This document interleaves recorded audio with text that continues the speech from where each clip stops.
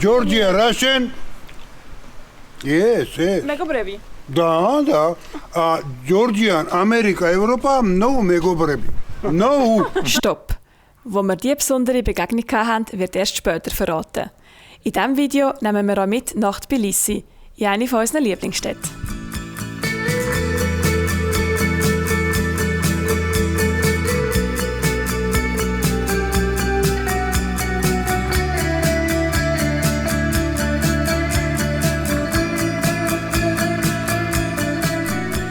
Ja, die regelmässig unsere Blogs lesen oder Videos schauen, wissen vielleicht, dass wir schon bereits jetzt 3 Monate in Georgien sind.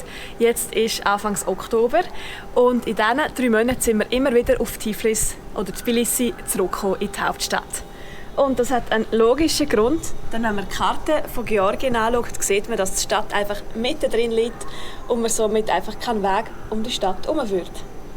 Ja, und insgesamt sind wir jetzt schon über 7 Wochen in dieser Stadt gewesen. Wir haben in verschiedensten Quartieren gewohnt und darum würde ich sagen, kennen wir doch die Stadt relativ gut. Ja, jetzt nehmen wir euch ein bisschen mit und zeigen euch unser Tbilisi. Ja, und ein Grund, der für Tbilisi spricht, ist, dass es hier einen richtig guten Kaffee gibt. Sonst nämlich Mangelware in Georgien. Also leider definitiv nicht das Reiseziel für Kaffeefans, ausser eben man ist in der Stadt. Ja, und ein weiterer und natürlich viel wichtigerer Grund ist die speziellen Eigenheiten in Georgien. Und in Tiflis findet man überall die wunderschönen Innenhöfe mit Shushabandis, diesen Glasbalkonen, die man hier bei allen Häusern sieht. Und das ist wirklich typisch für die Stadt. Und stellt euch vor, ihr lebt an so einem Ort mit all euren Freunden und man kann sich immer gegenseitig zuwinken, man kann gemeinsam die Wäsche aufhängen dazwischen. Das wäre doch etwas. Die knapp 1,2 Millionen Stadt kann man gut zu Fuß erkunden, besonders in der Altstadt, dem touristischen Zentrum, mit verwinkelten Gassen, restaurierten, aber auch verfallenen Häusern und zahlreichen Kathedralen.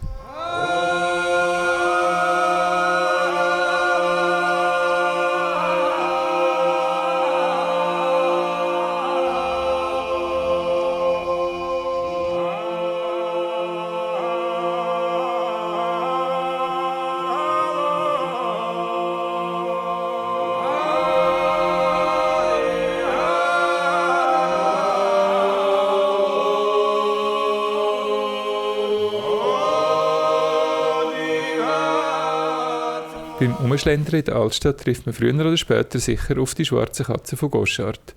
Meistens auf bemalten Elektroverteilkästen oder an Baustellen. Aber nicht nur das. Die ganze Stadt ist voller Street Art.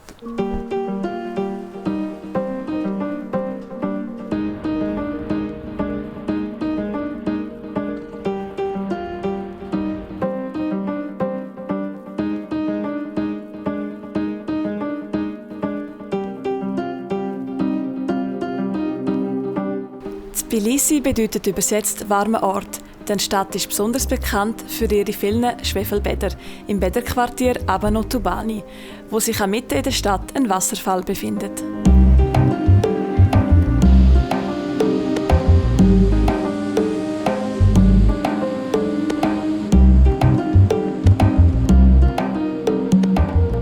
Ja, nach 3 Monaten in Georgien und 5 Jahren Beziehung ist es endlich soweit. Wir machen eines der Highlights in Tbilisi.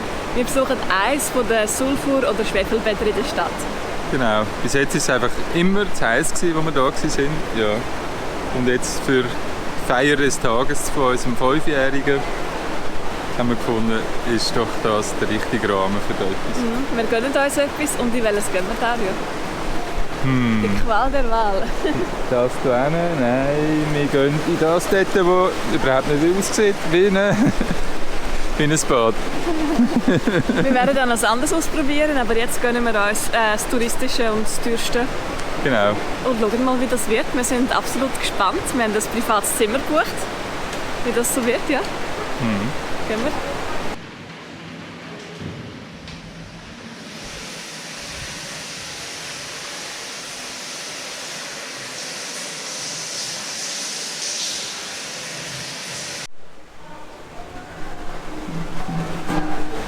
Ja, wir sind wieder draußen nach einer Stunde. Spannend gewesen, aber ein bisschen Massenabfertigung. Aber trotzdem, die Haut ist so weich und ja, es hat gut getan. Das Betlemi-Quartier unterhalb der Narikala-Festung ist das älteste Viertel von Tbilisi. Früher haben hier vor allem jüdische Handwerker gelebt. Heutzutage versprüht es ganz einen besonderen Charme. Und vor allem der schöne Platz unterhalb der Betlemi-Kirche hat es uns angetan. Dort sind wir immer wieder gerne am Abend vorbeigegangen.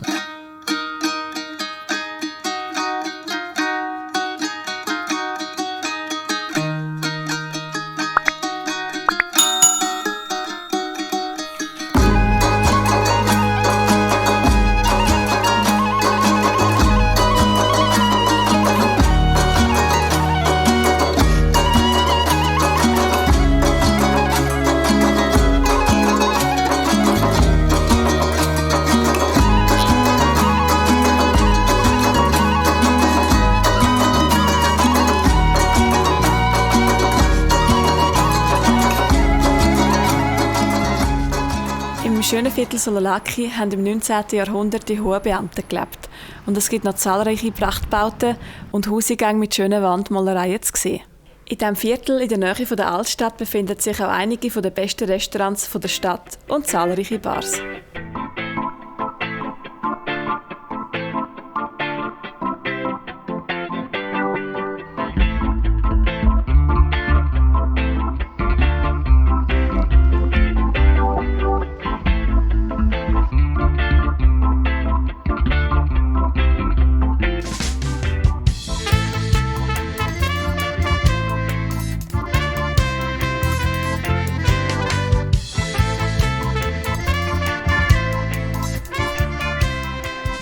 Die georgische Küche ist ja eine der vielseitigsten weltweit. Und es ist kein Wunder, dass man besonders in der Hauptstadt ausgezeichnet schlemmen kann.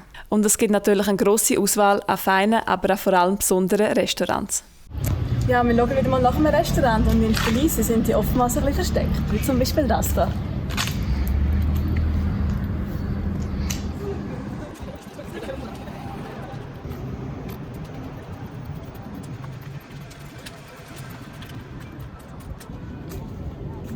Wir sind angekommen im Restaurant Keto und Kotte, so einem wunderschönen Hinterhof mit Aussicht auf weitere Hinterhöfe.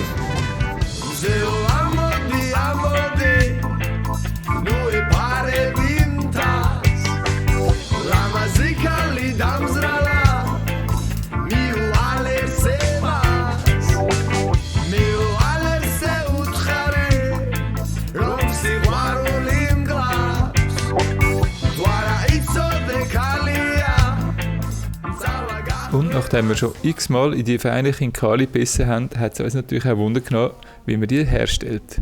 Darum haben wir einen Kochkurs besucht. Ja, wie kommen wir aus der Schweiz? Ja.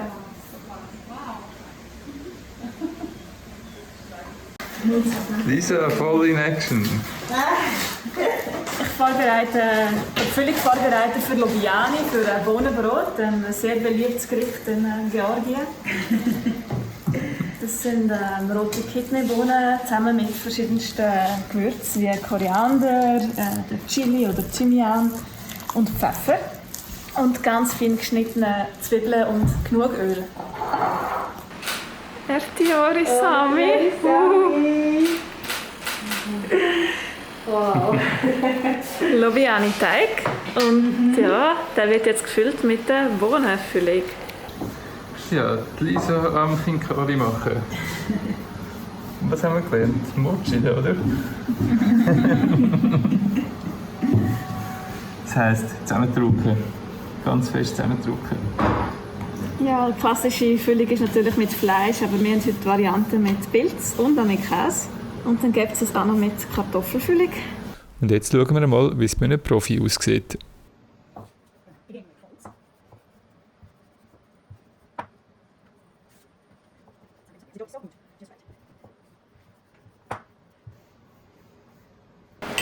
In this case, you should be generous. You put more walnut spread as you can. Yes.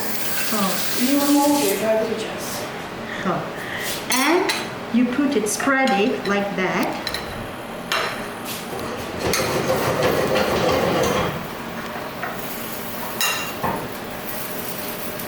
And make a roll.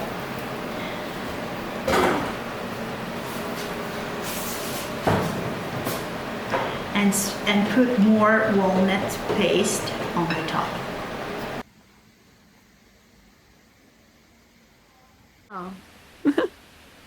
Thank you. You're welcome. Bereit zum Essen. Auf der anderen Seite vom Fluss, vis-à-vis von der Altstadt, befindet sich das Viertel Aflabari. Mit der Friedensbrücke, dem gemütlichen Rike-Park und der Sameba-Kathedrale gehört es auch zum touristischen Teil von Tbilisi. Varale, vari varale, varali vari varale, vari varale. Kenze roshi chidik tamda, gidelit chamogidaneo. Satsna khelshi chagatsure da khvino dugamogi khwaneo. Satsna khelshi chagatsure da khvino dugamogi khwaneo. Ja, jetzt gehen wir etwas anschauen, was wir bis jetzt noch nicht gesehen haben. Und zwar, vielleicht gibt die Tür schon mal einen Aufschluss darüber. Die geheime Druckerei von Stalin, wo früher die kommunistische Propaganda verbreitet worden ist, im Keller unten. In einem unscheinbaren Wohnhaus hat sich zwischen 1903 und 1906 die geheime Druckerei von Stalin befunden. In einem tiefen Schacht hat man da auf 3 Sprachen Propaganda gedruckt. Immer so lange, bis man das Gebäude in die Luft gejagt hat. Вот это групп, который здесь работает. Сталин и его групп. Акица Мушауда. Das sind die da gearbeitet haben? Ja. Ja, heutzutage kommt man bequem hier runter mit einer Wendeltreppe, die zwar auch schon sehr verrostet ist, also auch schon innerhalb. Aber früher hat man hier durch einen Brunnenschacht ist man hier runter, 17,5 Meter. Dann hat es einen Weg gehabt, einen Gang hier unten durch und dann einen Stegen wieder rauf. Und dann ist man hier rausgekommen. So nachher hier können Sachen, Propaganda schreiben. Schmeckt mir fein. Viva Швейцария! Gamarchos. Камарджоба! Viva Sakarvel. Хай! Давай! Cheers. Поехали! Ху-ху-ху! Национал коньяк! А? Ja. Kargi. Kargia. Каргия! Very good, please, please. Die Mädchen. Ist gut, Madlova. Madame! Madame Nida! Ich mag das nicht. Да, schnell, schnell! Georgia, Russian? Yes, yes. Mega brevi. Да. Georgian, America, Europa, no мегобреби. No. Yes? Yes. Давай, please, please. Шоколade. Russian good. Okay. Я колонел. КГБ. Intelligence. Soviet Union. Okay, Yes, we know. Да. Давай. Камерчос. საქართველო აღარ არის საქართველოს 31 წელია. ამერიკის და ევროპის კოლონია. სტალინის სამშობლო. ეს ხო დიდი სირცხვილია. Seit 13 Jahren sagen Georgien ein Sklave von Europa halt. Ein კოლონია. eigenes Land mehr, also Kolonie von Europa. მალადეს კოლონია თქვა. Sag Marisia. ვა! ქართველი გოგოა. Es ist ein Georgis Mädchen. Gamarchos. ხო, შვეიცარიას გამარჯოს. შვეიცარია gut, neutral. Ja, also wir sind noch lebendig. Der Museumsbesuch hat leicht anders geändert, als wir es geplant haben. Wir zeigen euch nachher das Video, wie das weitergegangen ist. Nachdem wir nämlich die unterirdische Druckerei besucht haben, sind wir noch eingeladen worden auf Schnaps. Wir sind mega froh, sind wir jetzt aus der Schweiz gekommen. Wir müssen ein Gästebuch unterzeichnen und haben auch gesehen, dass das Leute von den USA schon besucht haben, den Ort. Genau, vor 5 Jahren. Wir wissen nicht genau, was aus denen geworden ist. Was für ein Trip, echt. Yep. Am Rand der Altstadt gelegen ist der Liberty Square so etwas wie das heutige Zentrum der Stadt. Hier beginnt der Prachtboulevard Rustaveli mit zahlreichen Einkaufsmöglichkeiten und den wichtigsten Museen der Stadt. Hinter dem Rustaveli führt die Standseilbahn auf den Hausberg Mazminda rauf, wo es neben einem tollen Ausblick auch einen Vergnügungspark hat. Ja, wir sind hier im Mazminda Park oben. mit dem Funicular raufgefahren, also Standseilbahn, und geniessen die Aussicht über Tbilisi. Ja, das ist der Hausberg von der Stadt auf über 700 Meter über Meer. Und ja, wir sehen den Hausberg jeden Tag wegen dem beleuchteten Fernsehturm. Genau, wo wir hier hinten haben. Und von da sieht er doch baufälliger aus als von unten. Ja, in vielen ehemaligen sowjetischen Städten hat man Vergnügungsparks nicht nur auf Bergen aufgebaut, sondern sie kommen auch häufig in Parks vor.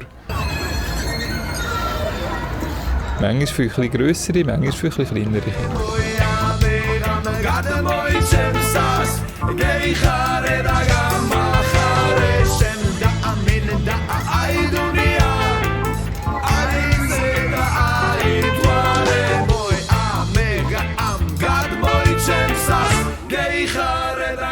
Ja, die Stadt ist wahnsinnig grün und man braucht nie zu lang, um irgendwie in einem Park zu sein oder sogar mitten in der Natur. Ja, wir sind eigentlich mitten in der Stadt. Das ist der hintere Teil der Altstadt. Und ja, jetzt gibt es oben einen Weg, wo alles durchführt zu der Narikala-Festung.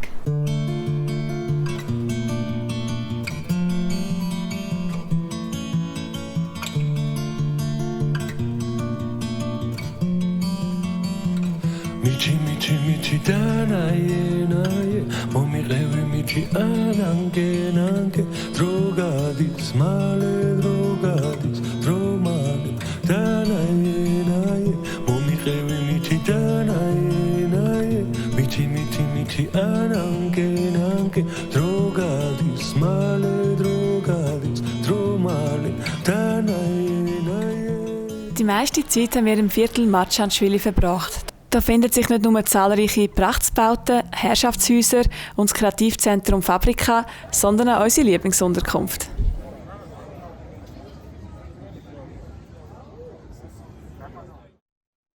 Und apropos Unterkünfte, noch nie haben wir in einer Stadt so viele besondere und schöne Airbnbs gesehen wie in Tbilisi. Ja, Apartment Nummer 5 in Tbilisi. Definitiv einzigartig. Ja, bis jetzt Highlight, ganz klar. Ja, es schlägt glaube sogar noch den Baum in der Wohnung. Aber ja, jetzt schauen wir euch das Badzimmer an. Achtung! Es ist eigentlich so gross wie eine ganze Wohnung und das ist nur ein Bad.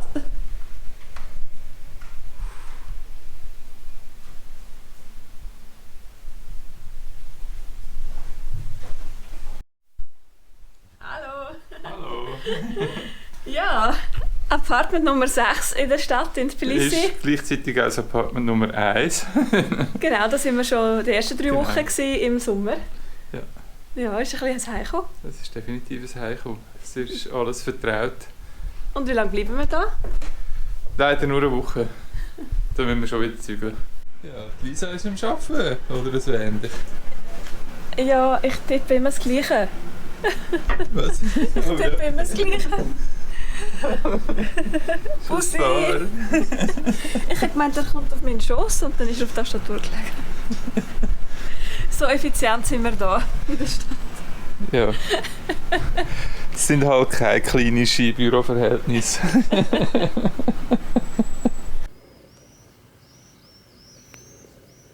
Ja, es ist soweit. Wir ziehen um in unser letztes Apartment in Tbilisi. Ja, und wir sind genau von dort hierher gezügelt.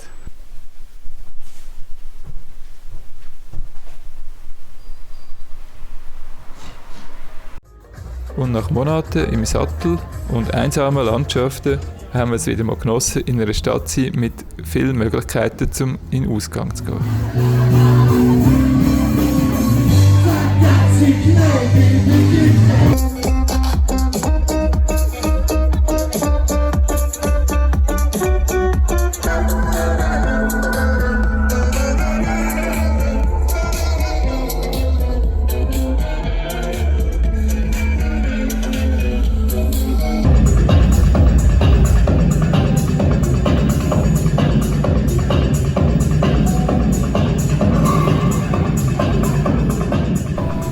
Ja, langsam nach 4 Monaten in diesem schönen Land ist es Zeit zum Weiterreisen. Und wir möchten euch ein bisschen über unsere Pläne erzählen. Los geht's! Wir werden immer wieder gefragt, wie das ist, während der Pandemie zu reisen. Und man kann sagen, es ist möglich, aber nicht besonders einfach. Wir müssen dauernd unsere Pläne ändern. Ja, ursprünglich war unser Plan, bis im Dezember in der Kaukasusregion zu bleiben, Armenien zu beradeln, ein bisschen in Tiflis sein, zu arbeiten für unsere Homepage, Videos schneiden. Und dann nachher von Tiflis in die Schweiz fliegen und an Weihnachten in der Schweiz sein. Genau. Aber dann haben wir Anfang September erfahren, dass der Oman aufgeht und haben uns mega gefreut auf den Sommer, die Sonne, Palmen, Kamel und haben den Oman bereisen. Und dann anfangen entsprechend planen. Gibt es irgendetwas Schöneres als einen Garten mit einem Granatäpfelbaum? Oh, ich könnte ewig da bleiben. Ja, dann nachher haben wir im Verlauf des September erfahren, dass der Iran aufgeht, neuerdings. Und haben wir gefunden, gut, wir folgen dem Granatäpfelpfad durch den Iran durch und gehen erst später in Oman.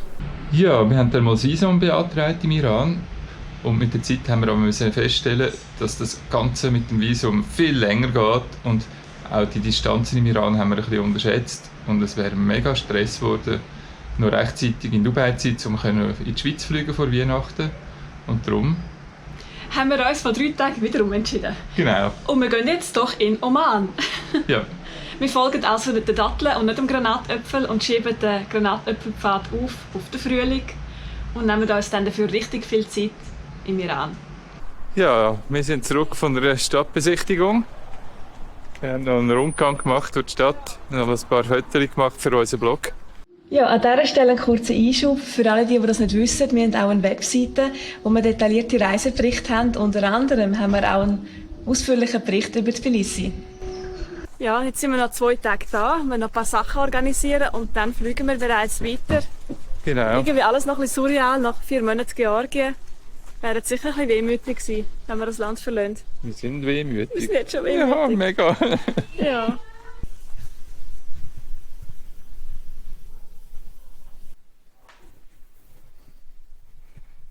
Ja, wir sind unsere Velos am Verpacken. Zum ersten Mal fliegen wir mit unseren Velos. Das noch nie gemacht. Ja, das ist unser Freitagsabendprogramm in Tbilisi.